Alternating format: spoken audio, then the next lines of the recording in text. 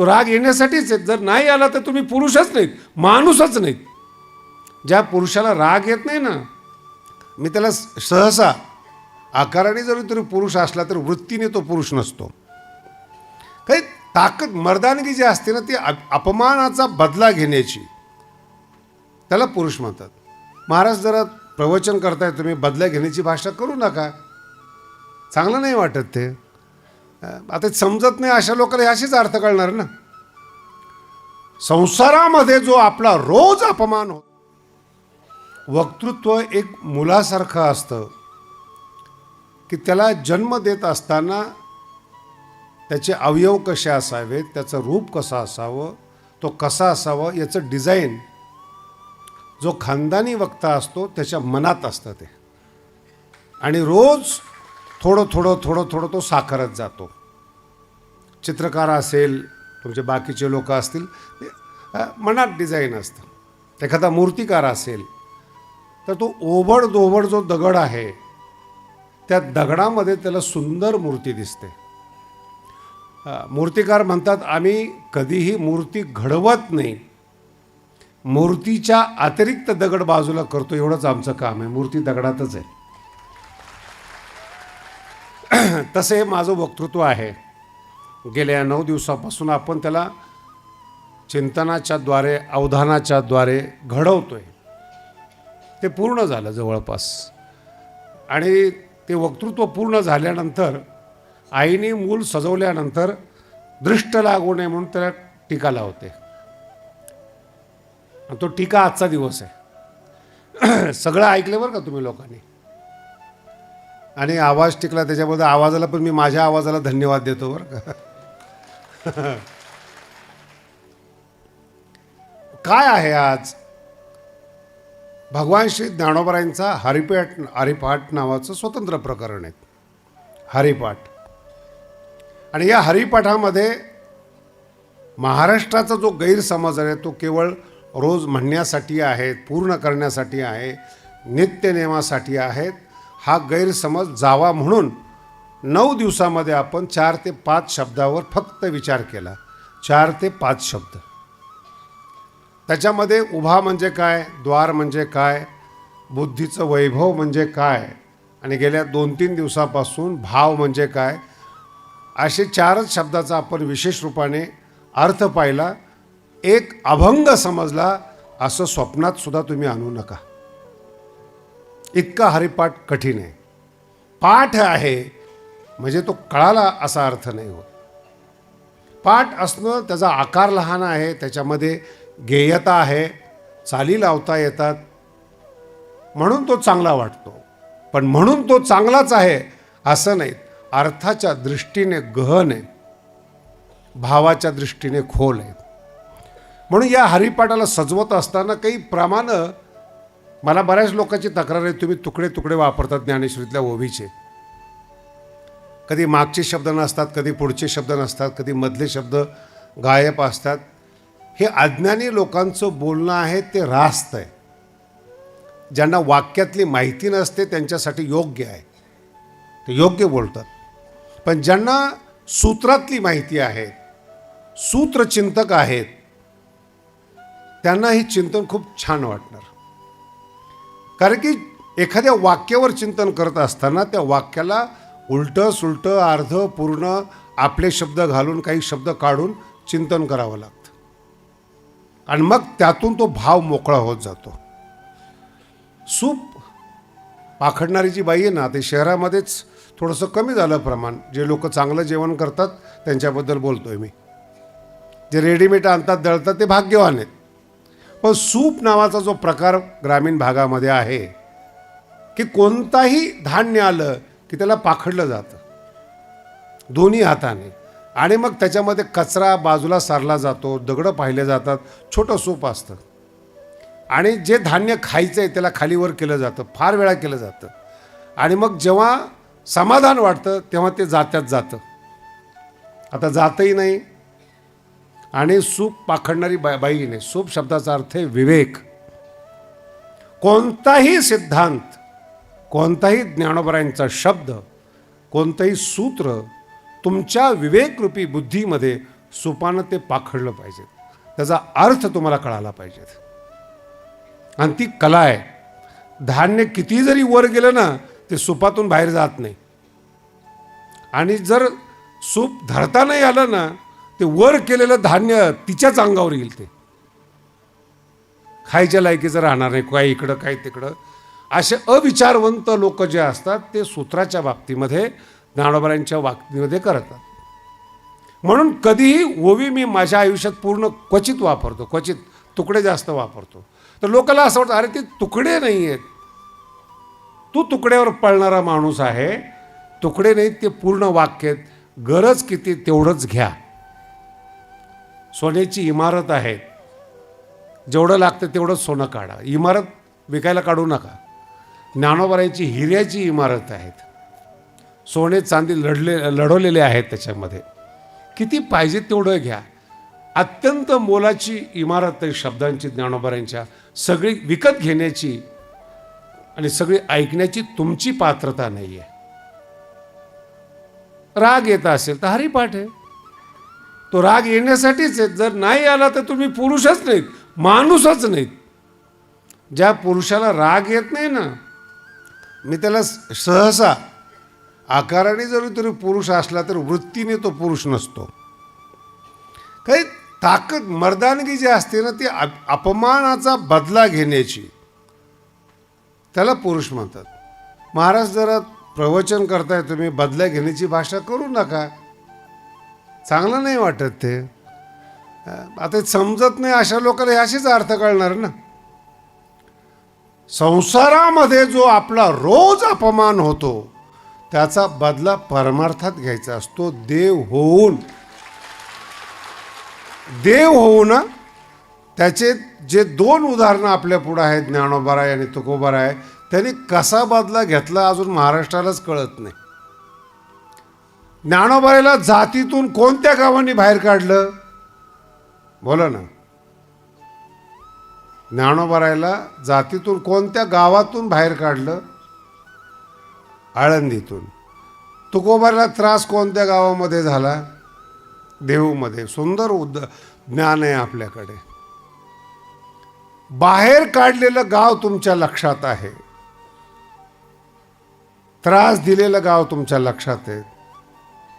जुनी गोष्ट आहे, 750 वर्षापूर्वीची. वर्ष 2 वर्ष 4 वर्ष 5 वर्ष दिला असेल बुद्धिमान लोकांनी त्रास. 750 वर्षातला 5 वर्षाचा इतिहास थोडासा आपण बाजूला करू ज्ञानोबारायांचा. नाही मग महाराज अजून 10 वर्ष धरा, ठीक आहे. गेली 700 वर्ष ज्या गावाने जाती बाहेर काढलं त्याच गावात ज्ञानोबारायांची आरती होते, याला बदला म्हणतात.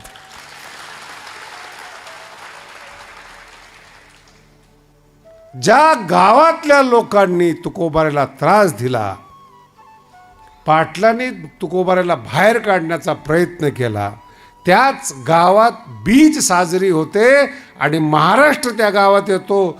ज्यांना बाहेर काढतायत त्यांच्या नावाने देहूची ओळख आहे, याला म्हणतात विजय.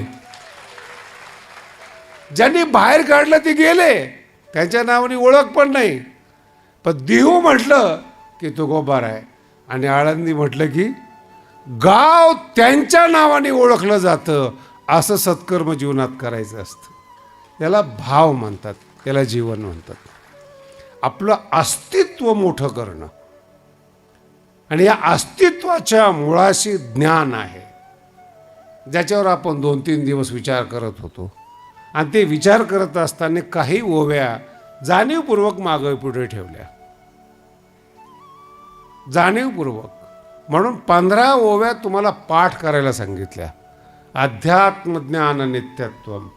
अध्यात्मज्ञान कशाला म्हणतात त्याची व्याख्या ज्ञानोबारायांनी ज्ञानेश्वरीच्या 13व्या अध्यायात या श्लोकावर सांगितलेली आहे. अध्यात्मज्ञान 15 ओव्या आयुष्यभर वाचा, अर्थ कळा.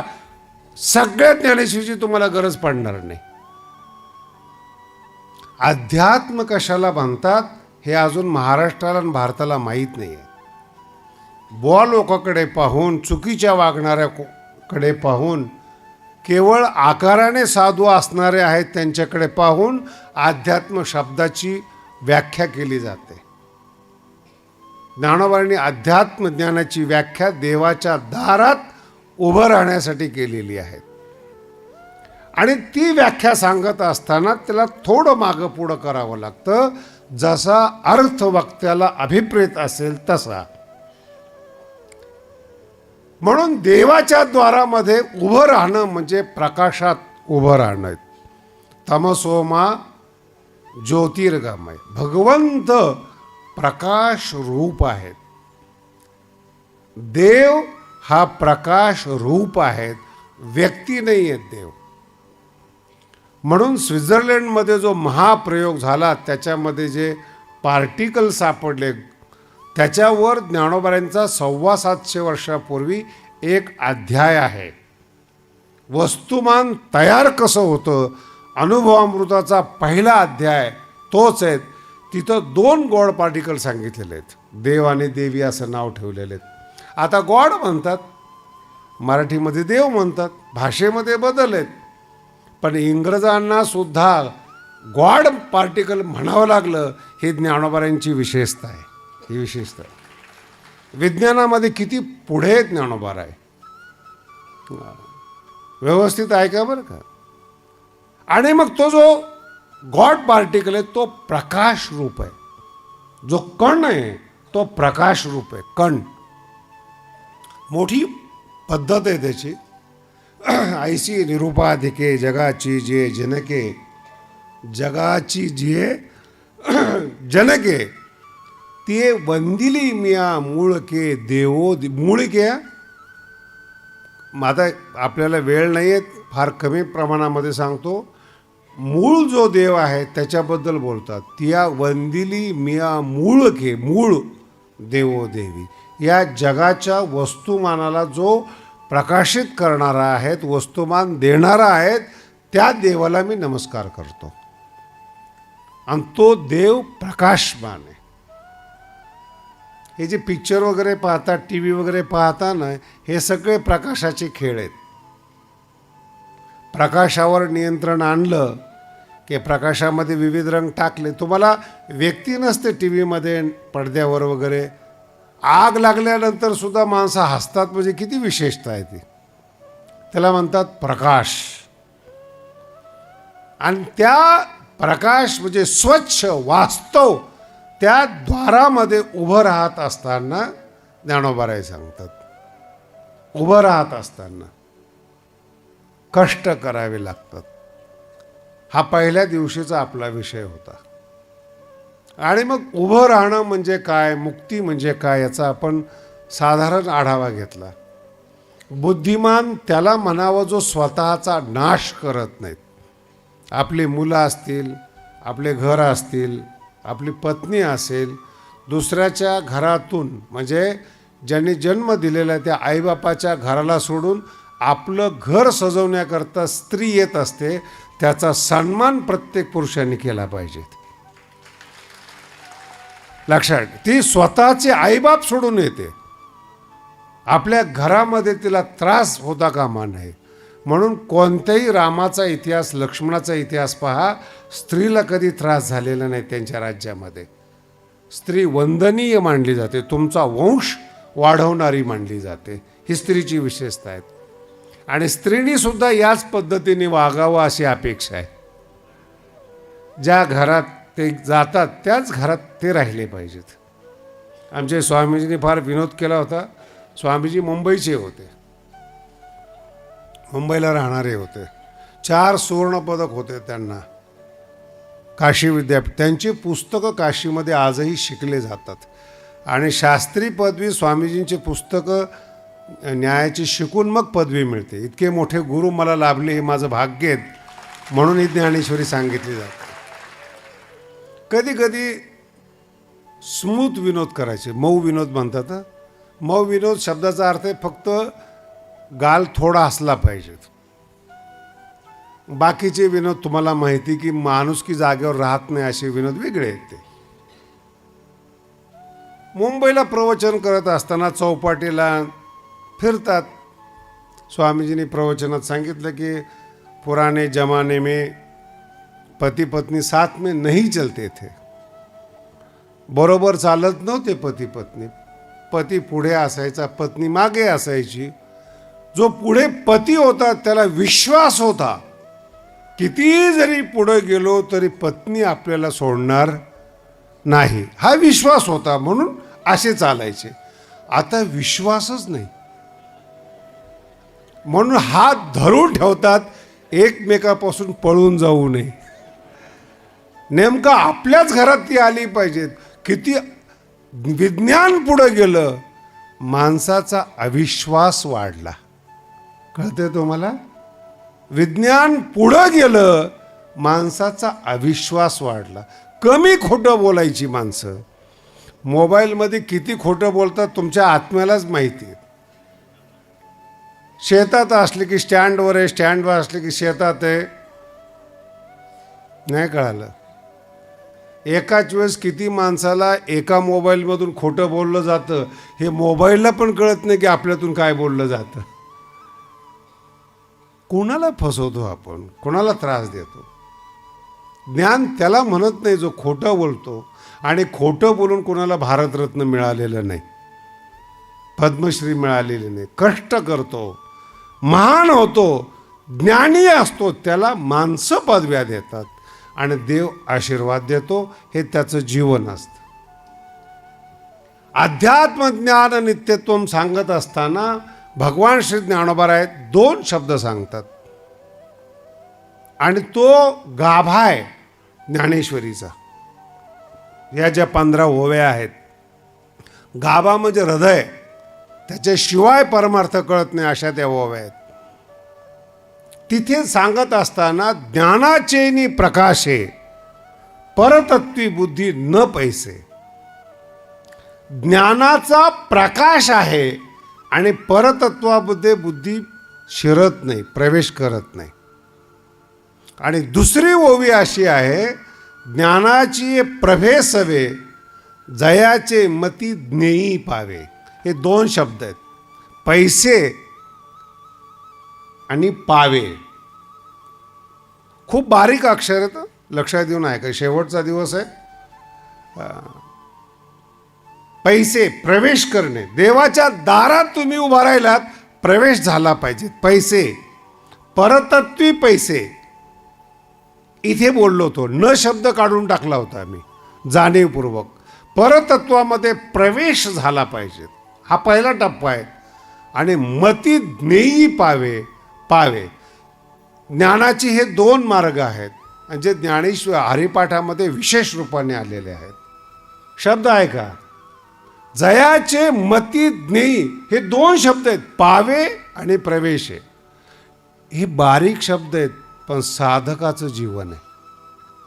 हरिपाठामध्ये प्रकाशित केलेलं आहे त्यांनी.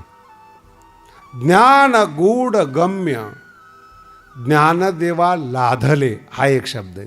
ज्ञानदेवा ज्ञान गूढ, याच्यासाठी मी एक शब्द दिला होता, गुरुविन अनुभव कैसा कळे.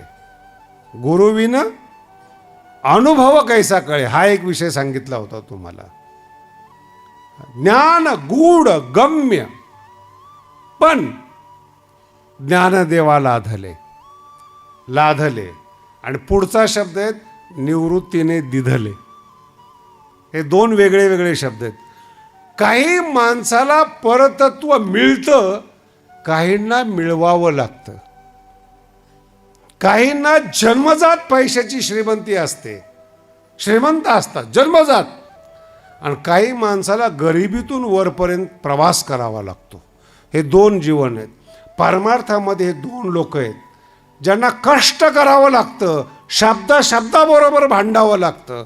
प्रत्येक शब्दाचा अर्थ काढण्यासाठी मेहनत करावी लागते, पाठपाठांतर करावं लागतं. आणि काही भाग्यवान असेत, हात धरणीया सेवे परतत्वाते, शब्दच त्यांना येऊन सांगतात माझा असा अर्थ आहे. हे दोन लोक आहेत. म्हणजे ह्या दोन ओव्या आहेत. प्रभा शब्द आहेत. प्रभा आहे ना, खूप ताप देणारी नसते. ज्ञानोबांचे ज्ञानासाठीच दोन शब्द, ज्ञानाचे नि प्रकाशे, ज्ञानाची या प्रभे सवे. दोन्ही एकच अर्थ आहेत, पण प्रभा आणि प्रकाशमध्ये फरक आहे. कधी कधी प्रकाश डोळ्याला त्रास देतो. याचं ज्ञानेश्वरीमध्ये उत्तम उदाहरण आहे. समोर जर प्रकाश पडला ना रात्रीच्या वेळेस, दिवसा, तर समोरचं काही दिसत नाही. प्रकाश कुठे पाहिजे? मागे पाहिजे, मग पुढचं दिसतं. ज्ञानोबाने ज्ञानेश्वरी लिहित असताना की सुंदर ओवी दिलीत. निवृत्तीनाथ जरी तुमच्या दृष्टीने पुढं बसलेले असले, तुमच्या दृष्टीनं, तरी ते माझ्या पाठीशी आहेत, ते सूर्य आहेत. ज्ञानोबारायांचं वर्णन ज्ञानोबारायांच्या तोंडातून आज ऐका. खूप छान बोलतात. कधी कधी मला थोडासा संकोच वाटत होता, आज सोडून देतो संकोच थोडासा. ज्ञानोबारायांची भाषा आधीच देखणी दिठी. ज्ञानोबाराय स्वतःचं वर्णन करतात बरं का. तुम्ही तर करणार नाही, तुम्हाला तर माहिती पण नाही काय आहे नेमकं ज्ञानेश्वरी. हरिपाठ फक्त चालीच आहेत, एवढेच चालीचे लोक सांगतात. नाही नाही महाराज, काही सांगतात नित्य नियमाचा आहे. नित्य नियमाचा आहे, पण पुन्हा नियमाचा. म्हणून ज्ञानोबाराय भविष्यातल्या आमच्यासारख्या येणाऱ्या विद्यार्थ्यासाठी ज्ञानोबाराय कसे कळावे म्हणून काय ओव्या आहेत. तुमच्यासाठी त्या ओव्याच नाहीत. पण ऐका, आज ज्ञानोबाराय म्हणतात, मला अर्थ दिसतात, तुम्हाला अर्थ कळत नाही. फरक लक्षात आला? तुम्हाला अर्थ शोधावे लागतात. ज्ञानोबाराय म्हणतात, मला अर्थ शोधत येतात. मी ज्ञानेश्वरी सांगायला बसलो आणि माझे अर्थ द्वारपालाप्रमाणे माझी वाट पाहतात. अर्थ बोलाची वाट पाहे. लेखक कसा असावा, प्रतिभावान कसा असावा, साहित्यकारांना हे समजत नाही त्या गोष्टी. एकांतात बसतात, कुठंतरी बसतात, वर आकाशाकडे पाहतात, एखादा अर्थ टपकतो का? ज्ञानोबाराय म्हणतात, ज्ञानेश्वरी लिहायला बसलो ना, अर्थ बोलाची वाट पाहे. हात जोडून अर्थ उभे, माऊली तुमच्या ज्ञानेश्वरीमध्ये आम्हाला स्थान द्या. अर्थ बोलाची वाट पाहे. ती वाटच पाहताय तोपर्यंत माझ्या मतीमध्ये दुसरे भाव जन्माला येतात. भाव, दुसरे भाव, आणि ते भाव या अर्थांना ताटकळत ठेवतात. याला ज्ञानोबाराय म्हणतात. सार्थ बोलत नाहीत ज्ञानोबाराय, भावपूर्ण बोलतात. आपण अर्थ शोधतो, ज्ञानोबाराय भावपूर्ण बोलतात. ज्ञानेश्वरी ऐकता ऐकता निवृत्तीनाथांच्या डोळ्यातून अश्रू येतात. 750 वर्षापूर्वीचा विषय. माऊली किती सुंदर बोलता तुम्ही. तुम्ही सध्या फटाकडे वाजवता ना तुम्ही दिवाळीला वगैरे, सगळं जग प्रदूषित होतं. ज्ञानोबारायांच्या शब्दांना निवृत्तीनाथ काय म्हणतात पहा. वाने उमटत आहे आकाशी साहित्य रंगाचे. ज्ञानोबाराय तुम्ही जेव्हा शब्द बोलता ना, साहित्याच्या आकाशात नवीन रंगाची पटाक्याची उधळण झाल्यासारखी आम्हाला दिसते. हे निवृत्तीनाथ महाराजांचं वाक्य. शब्द आहे का? भावार्थाची पडे गार. नुसते पटाके नाहीत शब्दाचे ज्ञानोबारायांचे, भावार्थाचा गारवा येतो. भावार्थाची पडे. ज्ञानेश्वरी वाचताना इतकं संवेदनशील मन पाहिजेत. कुठे कुठे ज्ञानोबारायांचे विनोदाने हसलं पाहिजे, कुठे कुठे शब्दांचे पटाक्याचे रंग जाणवले पाहिजेत. जिथं ज्ञानोबाराय ओलावा देतात प्रेमाचा, तिथं गार अंतःकरण झालं पाहिजेत. भावार्थाची पडे गार, हे ज्ञानोबारायांचे शब्द आहेत. ज्ञानोबाराय बोलत असताना वातावरणाची निर्मिती कशी आहे हे निवृत्तीनाथ महाराज सांगतात, गुरुदेव सांगतात. आणि हा शिष्य जगातला भाग्यवान आहे जो गुरुला गारवा देतो. ज्ञान देणाऱ्याला ज्ञानाचा ओलावा देतो. हे ज्ञानोबाराय आहेत. मग ते आपलं वर्णन करत असताना म्हणतात, मी अगोदरच देखण्या दृष्टीचा आहे. आधीच गुरुच्या अगोदरचा शब्द आहे बरं का. गुरु मिळाल्यानंतर आता काही माणसं हुशार आहेत, गुरुने दृष्टी दिली, गुरुने दाखवलं, नेमकं काय दाखवलं मला आजपर्यंत कळलं नाही बरं का. पण हा शिष्य काय म्हणतो पहा, आधीच गुरु भेटण्याच्या अगोदर माझी दृष्टी देखणी आहेत, मला अर्थ समजतो, भाव समजतो. आधीच देखणी दिठी वरी सूर्यपूर्वी पाठी. सूर्य माझ्या पाठीमागं उभा आहे, तै न देखे ऐसी गोटी किया आहे. या जगातली कोणती गोष्ट अशी आहे जी मला दिसणार नाही. सूर्य माझ्या मागे आहेत आणि देखणी दिठी आहेत. याचा संगम म्हणजे ज्ञानोबारायांचे शब्द. हाताळताना अनुभव घेऊन पहा कशी काय ज्ञानोबा आहेत, त्यांचं वास्तव काय. म्हणून शब्दाशी खेळावं लागतं, शब्दाबरोबर बोलावं लागतं, शब्दांशी मित्रता करावी लागते. मग जर त्या शब्दांनी आपल्याला त्यांच्या मध्ये सामील केलं ना, तर थोडे थोडे अर्थ कळतात, थोडे थोडे अर्थ कळतात. गडावर नवीन नवीन मुलं शिकायला येतात. नवीन ते जुने मुलं आहेत ना, लवकर त्यांना आपल्या ग्रुपमध्ये घेत नाहीत. मी एकाला विचारणार आहे, नवीन आहे, जरा सांभाळून घ्या. काय माहिती किती दिवस टिकतो. गंभीर आहे, तो आलाय शिकण्याकरता, ठीक आहे, किती दिवस टिकतो काय माहिती. मग 2-4 महिने टिकतो, मग 2-4 पोरं बोलतात, कळालं. 4-5 वर्ष टिकतो, मग तो 4-5 वर्ष टिकलेला जे अगोदर टिकलेले त्यांच्यावर टीका करतो. काय तुम्ही आमच्याकडे बघा, आम्ही तुमच्या मागे येऊन शिकलो. याला म्हणतात ग्रुपमध्ये सामील होणं. ज्ञानेश्वरीच्या शब्द समूहामध्ये घुसण्याचा प्रयत्न करा, त्या शब्दांशी मित्रता करा, आणि ते जेव्हा शब्द तुमच्याशी बोलतील ना, अमृतासहित ज्ञान तुमच्या मुखामध्ये टाकतील. ते इतके शब्द सुंदर आहेत ते, आणि ते कळले पाहिजेत. म्हणून शब्दाबरोबर मित्रता करत असताना कमी शब्द असावेत, मागे पुढे करता यावेत. आणि कोणाच्याच लक्षात येत नाही. एका ठिकाणी ज्ञानाला प्रकाश म्हणतात आणि एका ठिकाणी ज्ञानाला प्रभा म्हणतात. प्रभा. एका ठिकाणी बुद्धी म्हणतात आणि एका ठिकाणी मती म्हणतात. जिथे प्रकाश आहे तिथे बुद्धी आहे, जिथं प्रभा आहे तिथं मती आहे. आणि सगळे शब्द वेगळे, आपल्याला एकच बुद्धी, याच्या पुढं काही सुचत, परमार्थामध्ये वेगळं वेगळं, त्यालाच विवेक म्हणतात. पण जिथे प्रकाश आहे तो पाठीमागं पाहिजेत. पाठीमागचा प्रकाश बुद्धीला पुढं नेतो. म्हणून ज्ञानाचे नि प्रकाशे परतत्वी बुद्धी न पैसे.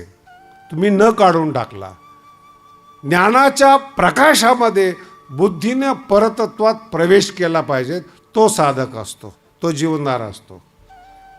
न का काढला, पहिल्यांदा काय आहे याचा अर्थ कळला पाहिजेत, आणि काय नाही त्यावेळेस न टाकला पाहिजेत. ओवी बिघडत नाहीत, आपण बिघडलेलो असतो. लक्षात आलं का. म्हणून बुद्धीला प्रकाश पाहिजेत.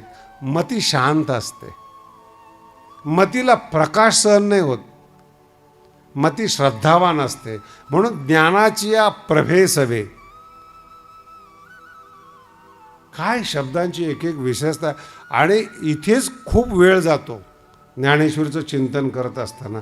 पण असं आहे, अमृताने भरलेला शब्द असतो ना, तो त्या अमृताने भरलेल्या शब्दाच्या गाठी सोडवत असताना हात अमृतानेच भरलेले असतात. आतमध्येही अमृतच असतं आणि गाठ उकळल्यानंतरही अमृत असतं. त्याच्यामुळं गाठ नाही सुटली तरी अमृताला स्पर्श आहे, सुटली तरी अमृताला स्पर्श आहेत. आतमध्येही अमृत आहे. आणि हे भाग्यवंताचं काम आहे बरं का. हे मी ठीक आहे, मी ज्ञानोबारांचं वर्णन तुम्ही श्रद्धेने ऐकता. ही अवस्था येणं, आपली बुद्धी त्या शब्दांना ग्रहण करणं हे भाग्यवंताचं काम आहे. भाग्ये विनटला.